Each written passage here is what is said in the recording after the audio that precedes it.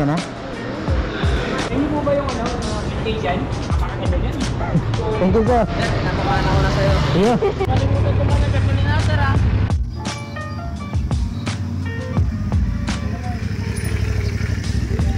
Hindi mo alam mo yung gano kasaya.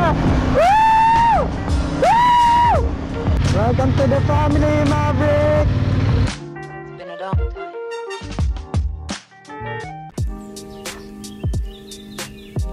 For today's vlog, bali nandito tayo sa harapan ng mga parcel. Marami tayong biniling accessories or yung mga kailangan natin para kay Maverick. So bali 12 parcel ito. Ito na yung dahilan kung bakit yung sahod natin kung saan napupunta. Bubuksan natin siya isa-isa and sasabihin natin kung bakit nabili natin siya and ano yung rason o ano yung gamit niya para sa atin. So bali 12 parcels to. Isa tayo dito sa number 1 parcel na. Uy! Bibili tayo ng side stand cover. Side stand na. Tapos ito yung kinakalawit natin. Right. Parcel number 2. Ayos. Mga solid din to ah. Bumili rin tayo ng tool. Or yung para sa paddock stand natin, di ba? Ito yung nilalagay sa swing arm. Ini-screw ko sa gilid ng swing arm. Para kapag i-center stand natin or gagamitin natin yung paddock stand, ay lalagay natin. Parcel number 3. Ito yung key cover natin para sa susi ng 450 NK natin. Nga ni Tito Mikey, if you can perform, you're for. May kasama siyang organizer yata ito. Number 4. So syempre dahil umana yung iba nating mga balaklava, bumili ulit tayo ng Dry Plus balaklava. Then number 4. Ay, baklava. Shifter cover para sa cambio saka sa foot brake. Plate number. Dahil wala pa tayong plate number, hindi pa rin nare-release ni LTO, binigay lang niya is yung assigned na plate number sa atin pero yung physical plate wala pa. So kailangan natin magpagawa ng temporary physical plate at the same time naka-indicate dun yung plate number mo at saka yung MV file number para iwas. Kasi medyo na-deform yata. JNT.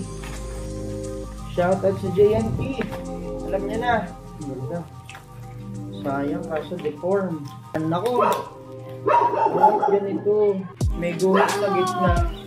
Ay, bakit? Hindi ko alam. Hindi, okay lang yun. Yun talaga. So, ito yung plate number natin. 610 UPM. Kaso medyo deform pa. So, okay lang yan. Bumili rin tayo ng plate number cover.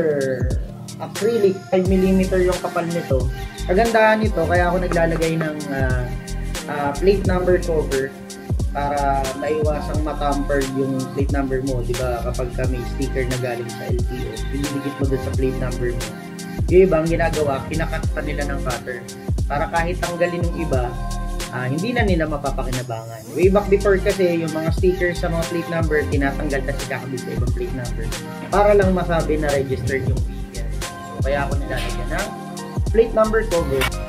Tapos, yung pang-8, so bumili rin tayo ng brush set. 5 piraso para kapag maglilinis ka ng motor, mag-washing ka, yung mga hindi kaya mabutin ng ibang brush, yung maruruming part, ito yung gagamitin. Ang 9 na parcel, ito ba ito? Okay. Dumating na rin pala yung in-order natin na SD card from SanDisk. Kasi sa action cam natin, bali yung ginagamit natin na camera is GoPro Hero 8 Black. So nabili natin yun way back 2019. Ang free niya na SD card is SanDisk Ultra, kung di ako nagkakamali, yung kulay gray. Tapos 32GB lang. Medyo bitin. Bumili ako ng dalawang 64GB sa Extreme Pro, ganito rin. So, nung nabili ko yon mga 2021 pa, 2020, nasa 1.5 pa yata yung price. So, ngayon, ito, bumili ako ng Extreme Pro ulit na SanDisk, pero 256GB naman siya. Ito kasi gagamitin ko para sa Insta360 Extreme na bigay sa akin. So, nakuha lang natin to ng 1,000 pesos, pero ang price niya talaga dun sa Shopee Mall is 1,500. Okay. Sa parcel number 10 na tayo. Bumili rin tayo ng helmet lock. Bakit may helmet lock? Kasi sa nature ng trabaho ko, saka minsan pag napapadaan sa mall, kailangan ng helmet lock. Medyo hassle kasi kung bibit-bitin mo palagi yung helmet mo, diba? So, bumili tayo ng helmet lock. Yan. Palinihila siyang ganyan. Tapos, dudugtong dito sa kabila, tapos lalagyan mo ng code. So, numerical code siya. 3 codes. Number 11. Kobe Chain Maintenance Kit. Naalala nyo nung bumili tayo sa Makina Moto Changi, di ba? Tapos, napadaan tayo ng Motoworks sa Centris. Bumili tayo ng engine degreaser, saka na chain lubricant. Kaya lang medyo pricey kasi yun. Yung price nun is 590 each. Brand niya is Putoline. So ngayon medyo may nakita tayo na mas affordable, which is yung Kobe. Ito chain maintenance. Kailangan din natin to. So every time na maglilinis tayo, much better unahin natin yung paglilinis ng chain natin and then saka natin linisan. Right.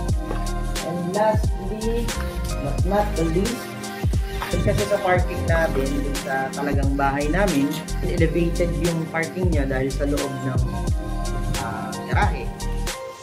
Pero since may gutter, medyo nahihirapan tayong ipasok tsaka ilabas yung motor dahil mabigat. Kaya bumili ako ng ramp. Plastic ramp. Ganyan. So, ito yung gutter. Lalagyan mo siya dun. Dito ang kagadaan dito.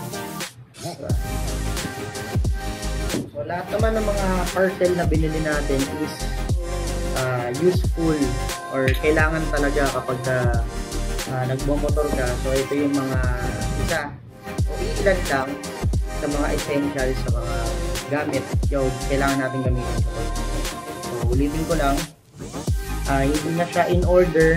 So, nagkaroon tayo ng chance na buksan yung 12 parcels natin. So, in order natin to lahat online. Lahat to ay galing kay Shopee. So, ayun. Salamat Shopee.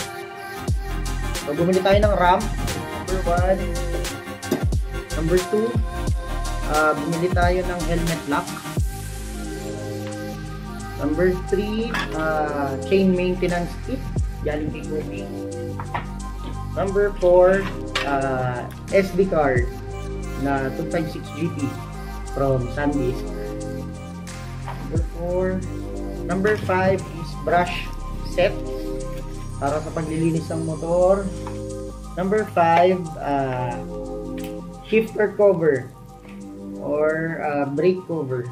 Yan, para sa 1, 2, 3, 4, 5, number 6 pala yan. And then 7, dry plus, balaclava. 8, plate number cover.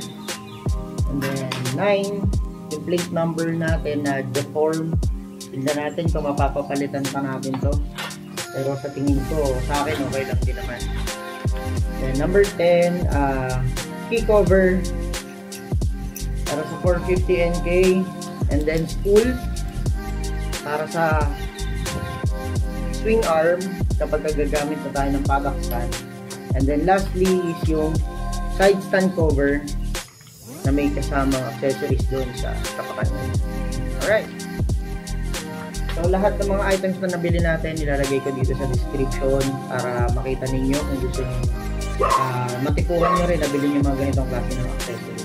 So ayun lang, ingat palagi po.